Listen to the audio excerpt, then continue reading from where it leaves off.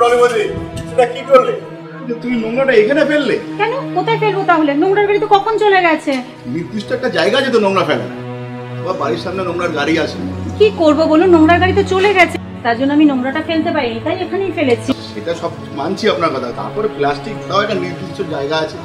আমাদের তো সবারই বোঝা উচিত এই নোংরাগুলো যদি আমরা যদি এভাবে যদি ফেলি, সব মানুষের সমাজে কি বলতে পারবো? তাছাড়া এইসব থেকে এখন কত রকম দূষণ ছড়াচ্ছে সেটা তো আপনারা জানেন। ভুল হয়ে গেছে দাদা, আর কখন এরকম হবে না। এরপরে আমি দেখবো যাতে এই ভুল আর অন্যরা না করে। ঠিক আছে, আসলাম দাদা।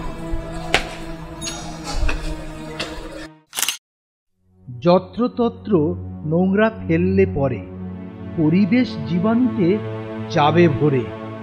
নোংরা ফেলবো নির্দিষ্ট স্থানে, সমাজ চলবে যে সচেতন। দেয়ালে তুলিতে আঁকা সমাজের স্বপ্ন, পথের শিশুটা খোঁজে মুক্ত আকাশ। দেয়ালে তুলিতে আঁকা সমাজের স্বপ্ন, পথের শিশুটা খোঁজে মুক্ত আকাশ। দয়া নয় সেবা দিয়ে মুছব চোখের জল, এটাই অনুভূতির বিকাশ। খুঁজে নিতে হবে শুধু এই অবকাশ, চাই শুধু আমরা এই সম্মান। হোলি